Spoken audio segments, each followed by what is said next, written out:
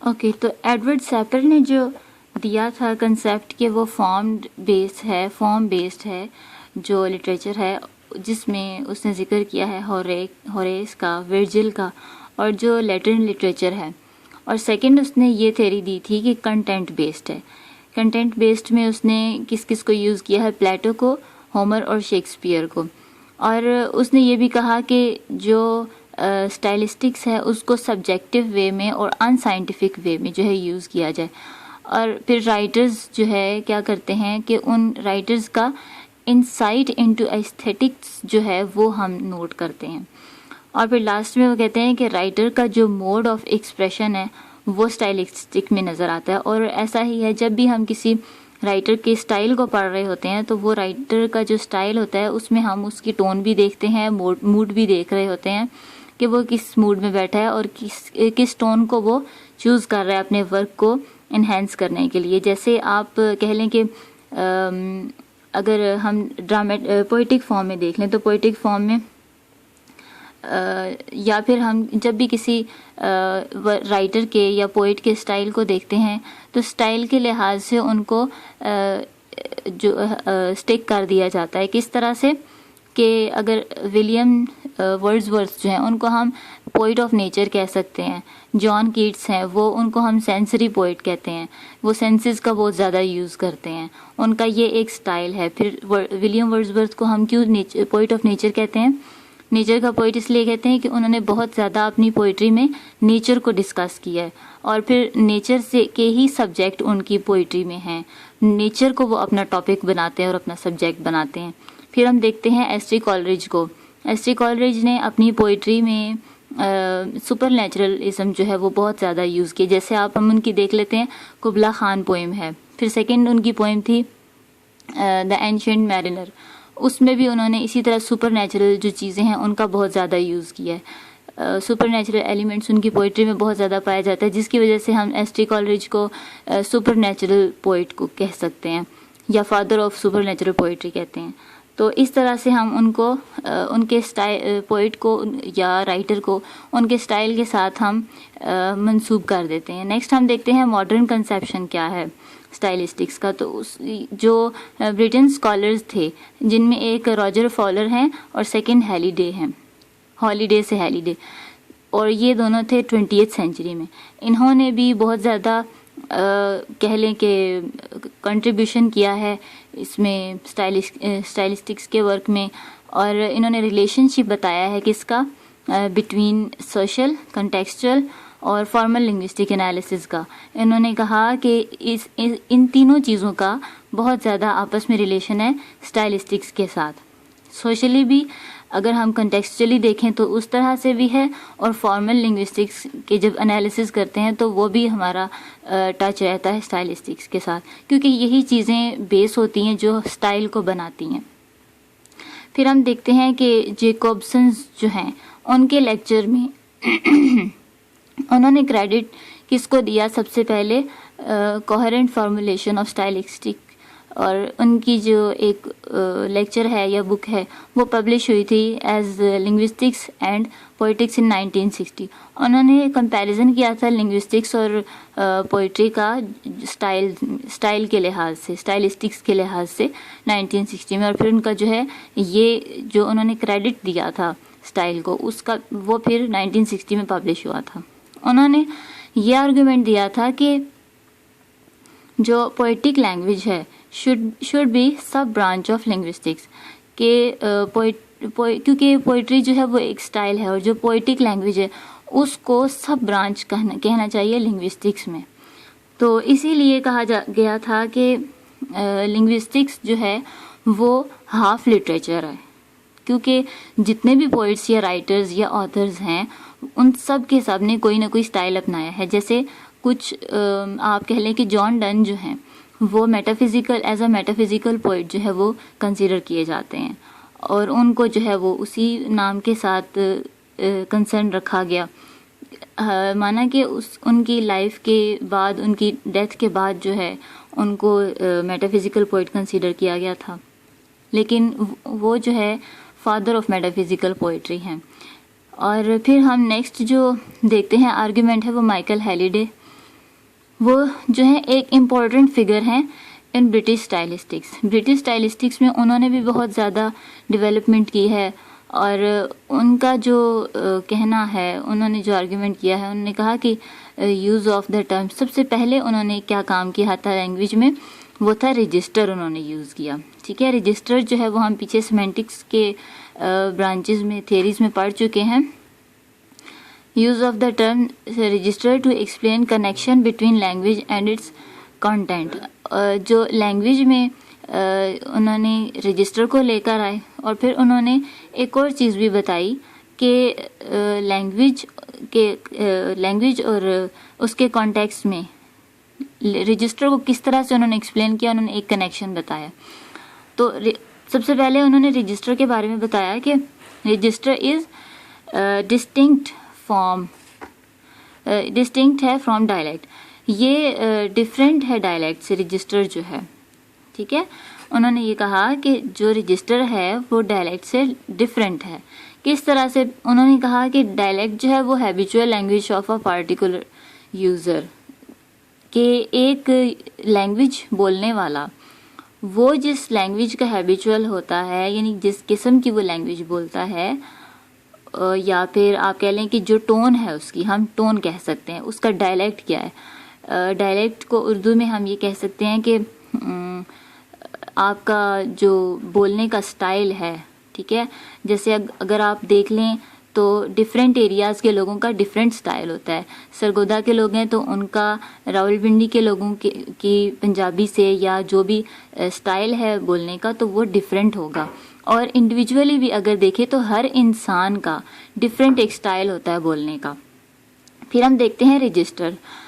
तो choices made by the user, वो क्या कह सकते हैं हम कि जो लैंग्वेज है वो किस किस्म की लैंग्वेज चूज़ की जा रही है, किस फील्ड के लिए, किस टोन में, और उसका मोड क्या है। ठीक है, तो 3 वेरिएबल्स हैं उसमें। फर्स्ट वन है फील्ड, सेकंड है टोन, और थर्ड है मोड। फील्ड जो है participant actually engage in doing, कि जो पार्टिसिपेंट है वो एक्चुअली क्या चीज़ करने में इंगेज है, डिस्कसिंग अ स्पेसिफिक सब्जेक्ट और टॉपिक, और वो किस सब्जेक्ट और टॉपिक के बारे में बहुत ज़्यादा बात करता है। फिर second toner, who is taking part in the exchange, के एक्सचेंज में क्या मीन्स किस चीज़ को डिस्कस किया जा रहा है। थर्ड जो मोड है, the use to which the language is being put, कि किस मोड में जो है लैंग्वेज को यूज़ किया जा रहा है, क्या प्रोसेस हो रहा है उसमें। फॉलर ने कहा कि जो स्टाइलिस्टिक्स है वो जो है लिंग्विस्टिक्स की डिफरेंट फील्ड को में जो है प्रोड्यूस किया जाता है, डिफरेंट लैंग्वेजेस में यूज़ होता है। इसमें कोई शक नहीं कि different field produce different languages, कि हर फील्ड की अलग अलग है और हर फील्ड की अलग अलग अपनी लैंग्वेज है। जैसे मैंने आपको एग्जांपल दी पहले कि डॉक्टर की कुछ और लैंग्वेज होती है, लॉयर की कुछ और लैंग्वेज होती है। इसके अलावा आप देख लें घर में हम कुछ और लैंग्वेज यूज़ करते हैं, और फिर टीचर की कुछ और लैंग्वेज होती है। तो इस तरह से डिफरेंट जो है हर फील्ड अपनी अपनी डिफरेंट लैंग्वेजेस को प्रोड्यूस करती है। फिर linguistics approach to style, linguistics की अप्रोच कहाँ तक पहुँचती है स्टाइल में। स्टाइल में लिंग्विस्टिक्स का क्या किरदार है, हम ये कह सकते हैं। फिर रेफरेटर्स थे, रोल एंड फंक्शन उन्होंने बताया कि लिंग्विस्टिक्स का स्टाइलिस्टिक्स के साथ बहुत ज़्यादा उसमें फंक्शन अदा करता है, रोल अदा करता है। The author's in coding is permanent but the process of D coding changes as the language changes in the course of time।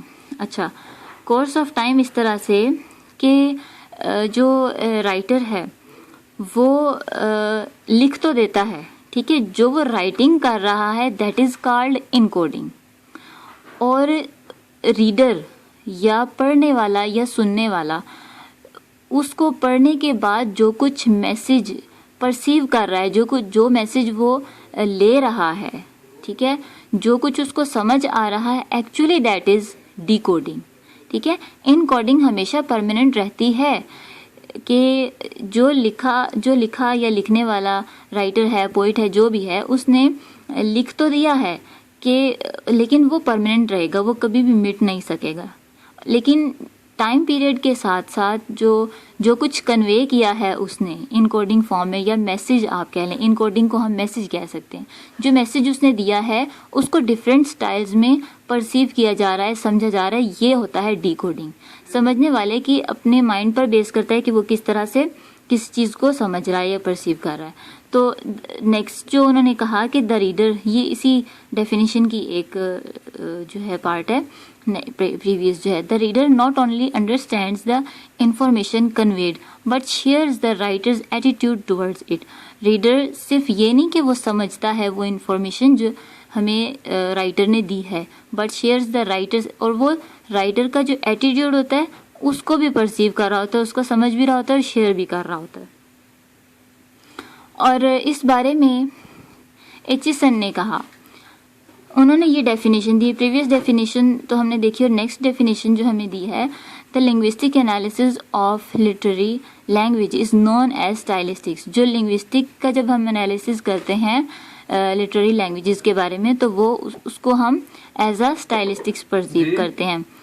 The words and stylistics have acquired somewhat specialized narrow usage of linguistic applied to literature।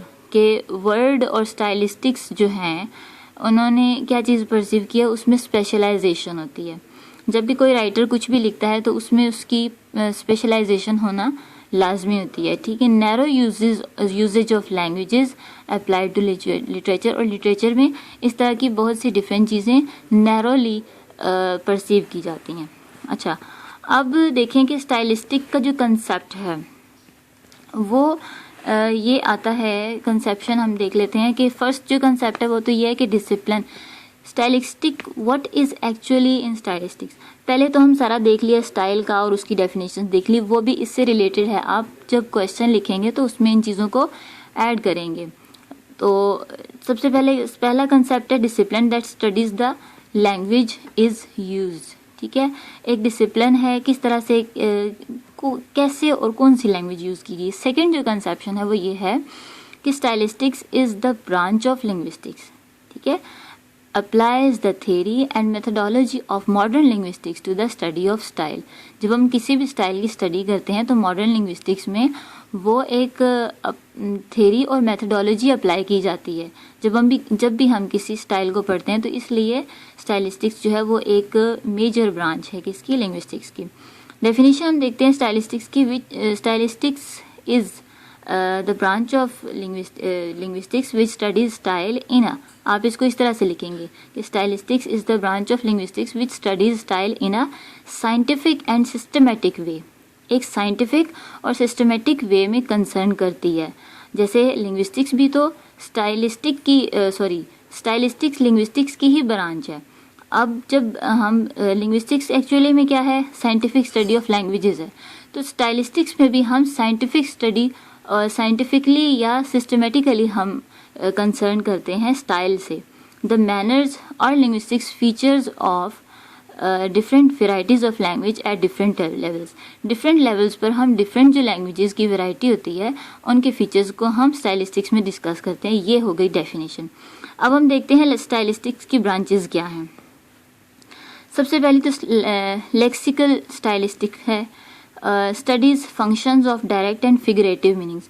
Direct और figurative meanings कैसे हो सकते हैं। Figurative meanings आपको अच्छी तरह से पता है कि जो मेटाफिजिकल है, मेटाफर्स हैं, सिमिलीज हैं, इमेजरीज हैं, ये सब क्या है, ये फिगरेटिव लैंग्वेजेस हैं, ठीक है। सेकंड आती है कंपैरेटिव स्टाइलिस्टिक्स। कंपैरेटिव में देखते हैं हम, कंपैरिजन है एक्चुअली, ठीक है, वर्ड से ही पता चल रहा है। कंपैरेटिव में कंपैरिजन किया जाता है connected with the contrastive study of more than one language. इसमें ये होता है कि एक से ज़्यादा लैंग्वेजेस का कंट्रास्ट करके कंपैरिजन करके उसको स्टडी किया जाता है। फिर कंप्यूटेशनल लैंग्वेज या कंप्यूटेशनल स्टाइलिस्टिक्स आप कह लें, ये है एप्लीकेशन टू लैंग्वेज लर्निंग। किस तरह से लैंग्वेज को लर्न किया जाता है, ये एक कंप्यूटर टाइप वे होता है लैंग्वेज को स्टडी करने का, कि एप्लीकेशन किस तरह से हो रहा है और परसीव किस तरह किया जा रहा है। फोनोस्टाइलिस्टिक्स, फोनेटिकल और organization of prose and poetic text. ठीक है। प्रोज और पोइटिक टेक्स्ट का फोनेटिकल जो ऑर्गेनाइजेशन है वो कैसे किया जाता है, ये इसमें स्टडी होता है। फिर नेक्स्ट जो है उसमें इंक्लूड क्या होते हैं, राइम होता है, रिदम होती है, alliteration, assonance and correlation of the sound, form and meaning. ठीक है, correlation, oral organisation of the language. ठीक है, इसमें होती है ओरली जो हम एक दूसरे से बातचीत करते हैं, फोनेटिक्स से रिलेटेड है तो उसकी भी इसमें स्टडी होती है फोनेटिक स्टाइलिस्टिक्स में। फिर हम देखते हैं नेक्स्ट है फिफ्थ जो ग्रामेटिकल स्टाइलिस्टिक्स। ये जो है sub division into morphological and syntactical stylistic. जब ग्रामर की बात आती है तो सिंटैक्टिकल भी बात आती है। सेंटेंसेस से रिलेटेड जो स्टाइलिस्टिक है वो इसमें काम किया जाता है, कैसे वर्क करते हैं। नेक्स्ट जो ब्रांच है वो है morphological stylistics. Stylistics potential of grammatical categories of different parts of speech. जो पार्ट्स ऑफ स्पीच हैं उनके बारे में मॉर्फोलॉजिकल स्टाइलिस्टिक्स में स्टडी की जाती है डिफरेंट कैटेगरीज के साथ ग्रामेटिकल वे में। ओके, नेक्स्ट जो 7 है हमारी वो है सिंटैक्टिकल स्टाइलिस्टिक्स। उसमें हम स्टडीज करते हैं किसकी, expressive means, word order, word combinations, different types of sentences, origin of the text, direct and indirect speech etc. ये सब चीज़ें जो है वो इसमें स्टडी की जाती हैं सिंटैक्टिकल स्टाइलिस्टिक्स में। अब हम देखते हैं स्टाइलिस्टिक्स का स्कोप क्या है। स्कोप में हम सबसे पहले तो देखते हैं लिटरेरी स्टाइलिस्टिक्स है। ठीक है, concentrates on the unique features of various literary works, जिनमें क्या क्या आता है, पोएम आता है, ड्रामा, नॉवेल्स, नॉवेलाज, या आप कह सकते हैं कि प्रोज आ सकते हैं एटसेट्रा। ये सारी चीज़ें लिटरेरी, ठीक है, लिटरेचर, लिटरेरी लिटरेचर से है, उसमें ये सारी सब चीज़ें स्टडी की जाती हैं, उनसे कंसर्न करता है। फिर उसके बाद हम देखते हैं सेकंड है जनरल स्टाइलिस्टिक्स। इसमें क्या होता है कि ये कहते हैं कि एक ब्रॉड टर्म है, ठीक है, जनरल जो स्टाइलिस्टिक्स है उसमें कंसंट्रेट किया जाता है on the general features of various types of language. Different type of languages का जो जनरल फीचर है उसको स्टडी किया जाता है इसमें। लोकस कहते हैं the effective use of language in prose with clarity and brevity. ये इन्होंने डेफिनेशन या स्टेटमेंट दी है, इसको आप नोट डाउन करें और इसको आपने ऐसे इन्वर्टेड कॉमास में करना है। ठीक है, ये इनके वर्ड्स हैं ये। ठीक है, तो वो कहते हैं कि क्लैरिटी और ब्रेविटी होनी चाहिए लैंग्वेज में, कैसे, how it is effectively used. Okay, next जो हम देखते हैं वो है the technique of explication which allows us to define what an author has done in his use of language. उसने लैंग्वेज को यूज़ करते हुए उसमें क्या क्या किया है, क्या क्या टेक्निक्स यूज़ की हैं, क्या क्या उसने अपने जो डिवाइसेस हैं कौन कौन से उसने यूज़ किए। नेक्स्ट हम देख पॉइंट है कि मेन एम क्या है स्टाइलिस्टिक्स का, वो है is to enable us understand the author in the manner information which he has been passed across by the author. और वो इंफॉर्मेशन हम जो परसीव करते हैं, मेन एम इसका यही है कि वो हमें क्या समझाना चाह रहे हैं। ठीक है, जैसे हम टोन को देख लेते हैं या मूड देख लेते हैं, हम लैंग्वेज को पढ़ते हैं, हमें पता चल जाता है कि ऑथर किस मूड में बैठा हुआ था। ठीक है, ऑथर किस स्टाइल में बैठा था, उसके एक्सप्रेशन, और फिर वो उस मूड को देखते हुए किस किस्म के एक्सप्रेशंस हमें देना चाह रहा है। ठीक है, तो ये लॉन्ग लास्टिंग और इनकोडिंग डिकोडिंग वाली बात है। फिर नेक्स्ट आते हैं concerns with the examination of grammar. Lexus उसमें होते हैं, सिमेंटिक्स होते हैं, फोनोलॉजिकल डिवाइसेस होती है, मोर्फोलॉजिकल, ये सारी चीज़ें इसमें आ जाती हैं। फिर हम देखते हैं कि स्टाइलिस्टिक्स का फंक्शन क्या है। इनकोडिंग और डिकोडिंग, ये हम पहले से देख चुके हैं। The shape of information is coded that is permanent. ठीक है, कोड कहते हैं कि आप कह लें कि मैसेज, ठीक है, मैसेज जो हमें कन्वे किया गया है वो परमानेंट रहेगा। तो डिकोडिंग में क्या होता है, डील्स विद सब divisions of the language and it's possible use. जैसे डिकोड करते हुए हम न्यूज़पेपर अगर पढ़ रहे हैं तो उसकी डिफरेंट लैंग्वेज है, कोलोक्वियल लैंग्वेज है तो वो एक अलग लेवल है, आम रूटीन में हम यूज़ करते हैं एक दूसरे के साथ। फिर फ्रेंड्स के साथ डिफरेंट लैंग्वेज होती है, लॉयर्स की सिर्फ, तो ये सारी चीज़ें इसके फंक्शंस में आ जाती हैं। तो अगर सम अप हम करते हैं इसको तो हम ये कह सकते हैं कि जो लैंग्वेज है वो उसमें हम स्टाइल को ही सिर्फ स्टडी करते हैं। ठीक है, स्टाइलिस्टिक्स में हम लिंग्विस्टिकली स्टाइल को स्टडी करते हैं, और जिसमें हम ये देखते हैं कि जो राइटर है या ऑथर है उसने हमें क्या कुछ समझाने की कोशिश की। और ये एक बहुत वास्ट एरिया है स्टाइलिस्टिक्स जो है लिंग्विस्टिक्स के हवाले से।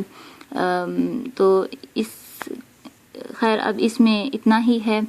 यही बस ब्रेविटी मैंने एक कंपाइल से नोट्स बनाए और इनको कंपाइल किया है। होप सो कि आपको अच्छी तरह से समझ आई होगी। Thank you so much. अगर आपकी कोई नेक्स्ट डिमांड है किसी टॉपिक के हवाले से तो आप बता सकते हैं। और नेक्स्ट जो वीडियो है वो है ट्री डायग्राम के हवाले से, जो एक बहुत कॉमन क्वेश्चन होता है, वो सिंटेक्स के हवाले से है। और ये जो स्टाइलिस्टिक्स है ये आपका अप्लाइड लिंग्विस्टिक्स से अटैच है बहुत ज़्यादा। आप इसको बहुत अच्छी तरह से तैयार करें, अप्लाइड लिंग्विस्टिक्स को भी इसके साथ ऐड करें। मिलते हैं नेक्स्ट वीडियो के साथ। Thank you so much. अल्लाह हाफिज़।